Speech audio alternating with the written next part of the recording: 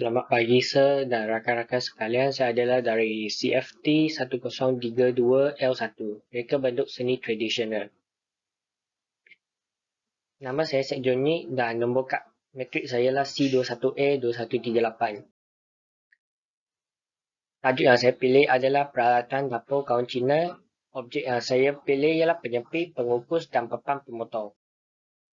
Pengenalan, The Sinologist Edmund Wilkinson telah menyatakan perubahan tahap dan berturut-turut yang secara asasnya mengubah kekayaan masakan Cina yang selalu berubah. Perluasan budayahan dari hulu Sungai Kuning melintasi kawasan geografi yang luas dan luar dengan zon iklim mulai dari tropis hingga subtropik. Masing-masing menyediakan ramuan baru dan tradisi memasak orang asli. Perubatan tradisional yang rumit tetapi terus berkembang yang menganggap makanan sebagai asas kesihatan yang baik. Dalam kaum Cina, terdapat pelbagai jenis peralatan dan cara dalam masakan. Oleh itu, masakan Cina seperti yang kita tahu sekarang telah berkembang maju selama beradab-adab ketika sumber dan teknik makanan baru diperkenalkan, ditemui dan diciptakan. Dengan itu juga terdapat juga perbezaan antara masakan Cina di utara dan selatan. Perbezaan utama dan paling awal adalah antara dataran Cina utara yang lebih awal dan agak gersang dan negara bukit yang lebih hujan di sebelah selatan Sungai Yangtze yang kemudian dimasukkan ke dalam kerajinan China. Beras mendominasi masakan selatan dan produk tepung di udara. First, penyepit chopstick. Penyepit dibuat daripada kayu langsing yang dipegang dijadi untuk mengambil makanan. Asal-usul penyepit boleh dikatakan sebagai saripati Cina. Penyepit mempunyai sejarah sekurang-kurangnya 3,000 tahun. Penyepit dipanggil penyumpit pada zaman Prachin, dinasti Han dan dinasti Ming. Sejarah penggunaan penyepit boleh dikesan sejak dinasti Shang. Menurut konsep yin dan yang dalam kaum Cina adalah mengamati konsep Tai Chi dan Yin Yang. Tai Chi adalah satu, Yin Yang adalah dua. Yin dan Yang saling melengkapi bagi membentuk satu sistem yang dinamik. Terbahagi kepada dua yang bermaksud bahawa semuanya terdiri daripada dua yang bertentangan. Contohnya ialah ada putih dan ada hitam, ada baik dan ada jahat, ada syurga dan ada neraka dan sebagainya. Gabungan Yin dan Yang bermakna hasil yang sempurna. Orang Cina memberi perhatian kepada integrasi dua menjadi satu. Sebagai contohnya, tamadun timur dan tamadun barat kedua-duanya berasal daripada mitos. Oleh itu, jika memanggil pelayan di restoran untuk mengambil sepasang penyepit mesti orang Cina. Jika menyebut ambil dia penyepit, mesti orang asing. Apabila menggunakan penyepit satu aktif dan satu lagi pasif, yang aktif ialah yang dan pasif ialah yin. Hal ini adalah imej dua upacara. Penyepit juga mempunyai fungsi akupunktur, mengurut dan mengikis. Penyepit adalah bulat pada satu hujung dan segi empat sama pada satu lagi. Hari simbol bulat, simbol persegi bumi sepadan dengan bulatan langit. Ini adalah pemahaman orang Cina tentang prinsip asas dunia. Apabila memegang penyepit, ibu jari dan jari telunjuk berada di atas, jari manis dan jari kelingking berada di bawah dan jari tengah. Orang Cina memahami hubungan antara manusia dan dunia. Etika dalam menggunakan penyepit ialah selepas mengambil makanan. Ia tidak boleh dimasukkan semula ke dalam pinggan. Kita juga tidak boleh menggunakan penyepit untuk menunjuk ke arah orang atau menunding jari dengan penyepit semasa makan. Penyepit juga tidak boleh masukkan dalam mangkuk nasi kerana ini adalah kaedah penempatan persembahan nenek moyang dengan petanda yang tidak menyenangkan. Kita juga tidak boleh menggunakan penyepit untuk bergaduh dengan penyepit orang lain semasa mengambil makanan.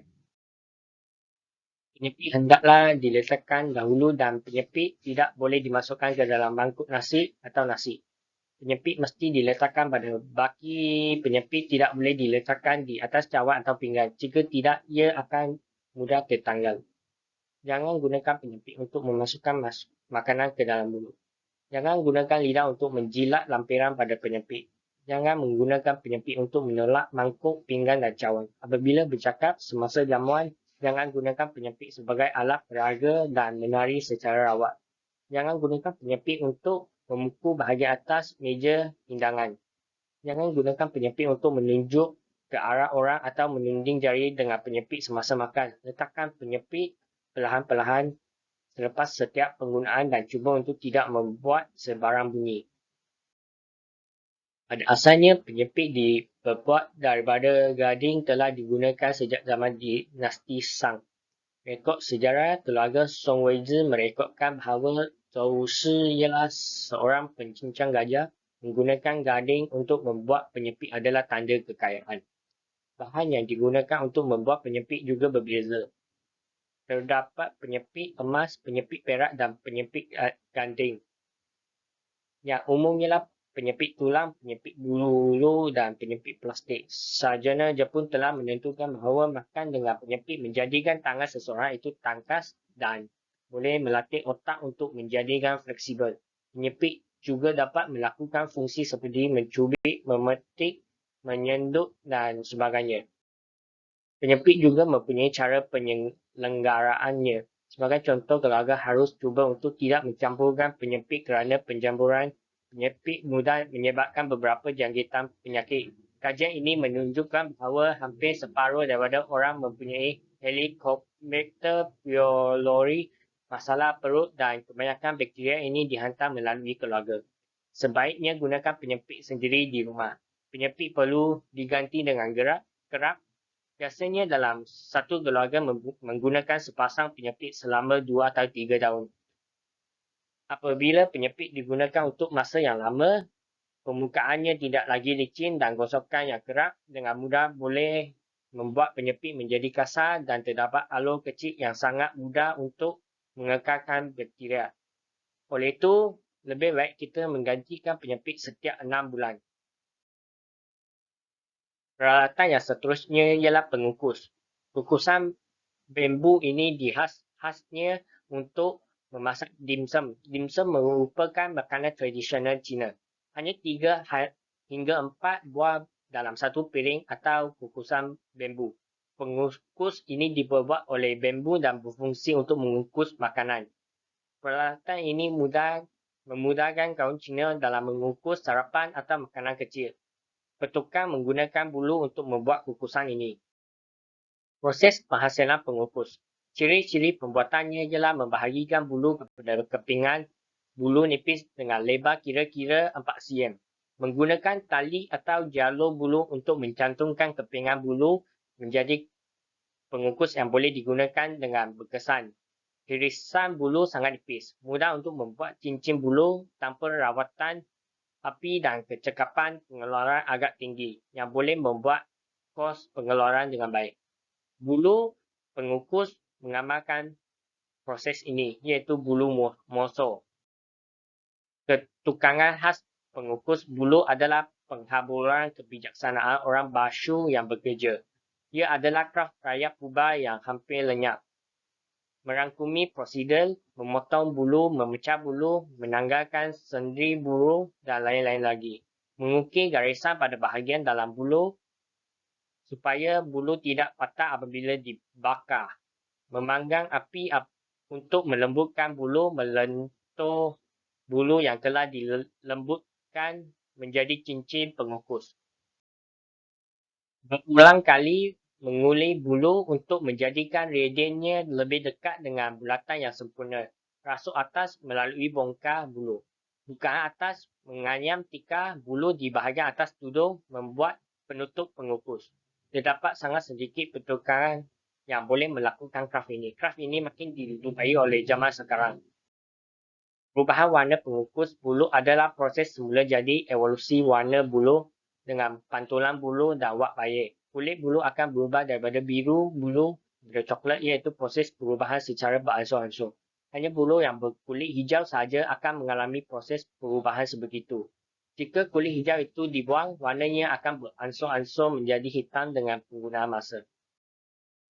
Cara penggunaan. Tunggu air mendidih barulah masukkan bahan-bahan. Bagi mengukus makanan, sila tunggu air dalam periuk mendidih baru masukkan makanan. Bila mengukus, kena kukus dalam air, tapi kalau nak rebus sesuatu makanannya ke dalam air dan panaskan terus. Semasa mengukus, perut mesti diisi dengan air panas sepanjang masa. Jika terdapat terlalu sedikit air, jumlah wap akan berkurangan dan tepi pengukus akan mudah terbakar. Selagi tidak cukup air, masukkan air panas dengan segera dan suhu tidak akan turun. Peralatan yang seterusnya ialah papan pemotong. Papan pemotong ialah kayu yang diletakkan di atas meja untuk mengelakkan kerosakan pada meja semasa memotong sayur-sayuran. Pada zaman dulu, papan pemotong diperbuat daripada blok kayu tetapi mudah haus dan lusuh. Bagi zaman sekarang, kebanyakan papan pemotong diperbuat daripada plastik.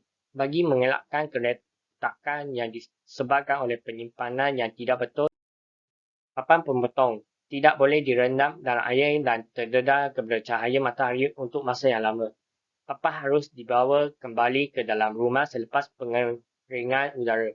Papan pemotong juga perlu disapu dengan kain yang bersih selepas digunakan dan disimpan dengan kain kering. Kita perlu menyediakan 2 papan pemotong bagi mengelakkan tercemar dengan makanan yang mentah.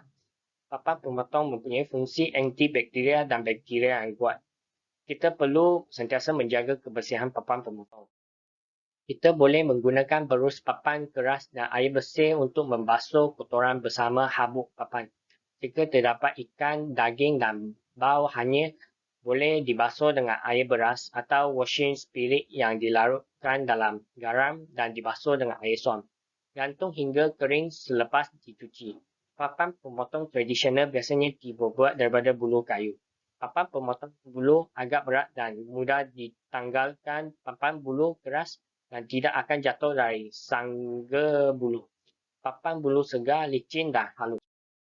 Papan pemotong bulu biasanya disambung kerana ketebalannya yang tidak mencukupi dan ia tidak sesuai untuk memotong daging. Papan pemotong kayu tebal dan keras dan sesuai untuk memotong daging. Papan pemotong kayu digunakan untuk masa yang lama, tanda potong mudah mengumpul kotoran dan tidak mudah dibersihkan. Ia berkemungkinan membiak bakteria. Jika berada dalam persekitaran lembab untuk jangka masa yang lama, ia mudah berkulak dan menyebabkan penyakit usus. Sebaiknya rendam papan pemotong kayu dengan minyak sayuran selama 2 jam sebelum digunakan. Apabila membeli papan pemotong, pastikan kita memilih kayu yang selamat dan papan pemotong yang diperbuat daripada ginkgo, saponin, beech atau willow wadala lebih baik. Papan pemotong plastik biasanya diperbuat daripada polietilena dan tidak susah untuk memotong beberapa makanan berminyak. Ia juga tidak tahan suhu yang tinggi. Sesetengah papan pemotong mengandungi pemplastis seperti plumbum dan kadmium yang boleh menyebabkan kanser jika digunakan masa yang lama. Ada juga yang mengandungi tekstur kasar, mudah dipotong dan dimakan menyebabkan kerosakan hati. Tidak kira apa jenis papan pemotong, papan itu mesti dibersihkan selepas digunakan. Ia juga kena bergantung tegak di tempat yang berventilasi supaya dapat kering di udara. Jangan letakkan dekat dinding atau tempat rata jika tidak bahagian lain tidak dapat kering dengan sepenuhnya. Okey, itu sahaja daripada saya. Terima kasih.